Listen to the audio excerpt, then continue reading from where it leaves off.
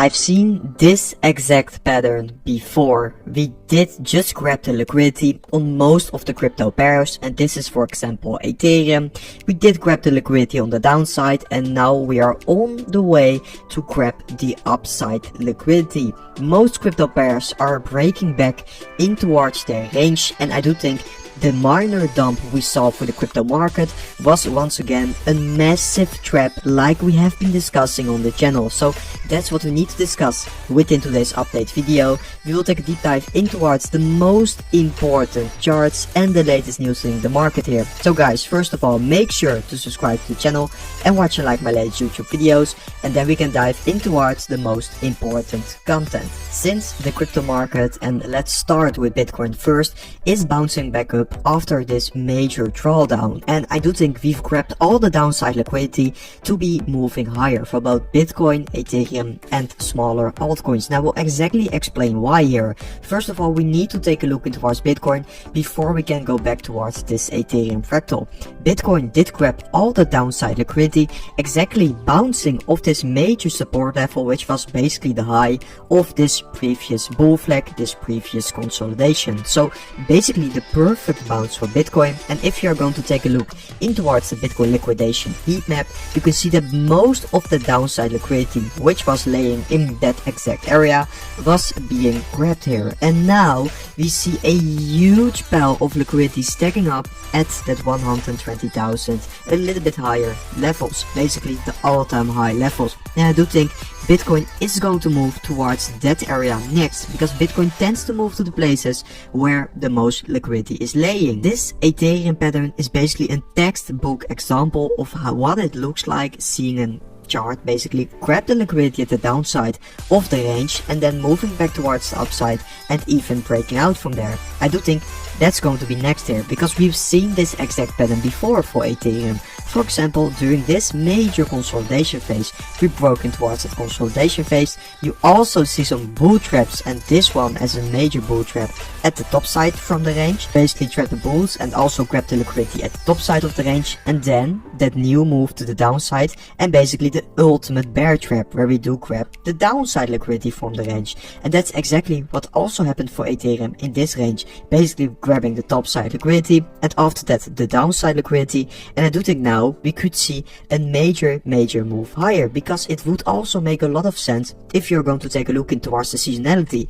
If you for example take a look in towards the altcoins market cap, normally during August, so the current month, we see a bottom in the market, we see that liquidity grab at the downside, and from there we see basically crypto, the total market, moving higher. And definitely for altcoins it's going to be in due spirit. Also the Bitcoin volatility index shows exactly the same, when normally during those summer periods, so for example in 2023, in 2024 and now 2025, you do see those periods of very low volatility, but normally afterwards you do see huge spikes back up in volatility with normally bullish price action afterwards. So that's still looking quite good. So I basically do think we've survived the bear trap for Bitcoin, Ethereum and altcoins, but we do have this major and important support line here. And I do want to give a little bit of a warning here, because I do still think if we are going to lose this support line for Bitcoin, we could still flip bearish for the short term here. So this is going to be a super important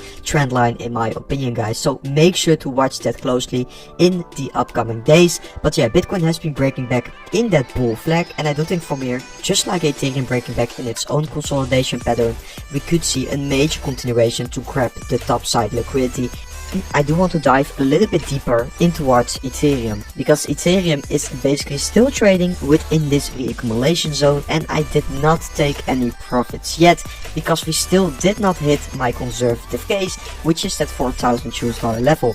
I actually did saw a comment about this yesterday with someone saying, why are you going to sell at the conservative case? Well, you maybe think that we could be hitting that bull case this cycle, basically new all-time highs. Yes, I definitely do think we could be hitting that bull case, but for me it does make a lot of sense to be holding from the conservative case to the bull case, and for example make about the 1.5x on my Ethereum holdings, when I do think at the conservative case, once we do break that $4,000, that is going to be the levels and the zone where we can see some insane gains on altcoins. So from the spot position I basically accumulated all the way down here, this ultimate low, this range low retest, I will be rotating some of those profits in towards altcoins once we do break that conservative case, because I do think that's going to be the zone where altcoins will truly go parabolic. So that's going to be an important zone for me, and then I do think I could make a higher return if I'm going to rotate in towards altcoins in that exact phase of the cycle. So I hope that's understandable. Now also we have the Ethereum mega whale address count absolutely exploding. So basically these mega whales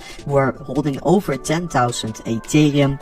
Basically their accumulation speed is absolutely exploding here, so that is looking quite interesting. That is also something we haven't even seen before this cycle, and also not during those range high periods. We saw it during this major move down, but it is actually quite interesting what's happening there. Of course it could also be some institutional accumulation there, but this is going to be an interesting chart. Keep watching in like the next few weeks, because this is something new happening on the market there.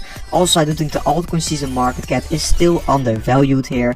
We are still going to see a major move higher. We haven't even made new all-time highs yet in this ending stage of the cycle. Well, normally the ending stage of the cycle is going to be the most bullish periods for altcoins, so I don't think it will be any different this time around. But it is still, now it's not a Bitcoin season anymore, but it's also not an altcoin season yet. We are trading slightly between those two, but I do think we will move in favor of a new altcoin season period in the ending stage of the cycle. Like discussed in a few previous videos, I do think we could be likely to see an altcoin season happening mostly in Q4, but that's just my personal opinion. I don't think it's going to be important to be exactly timing the market in the last phase of the cycle. I do think your time in the market basically is going to be more important.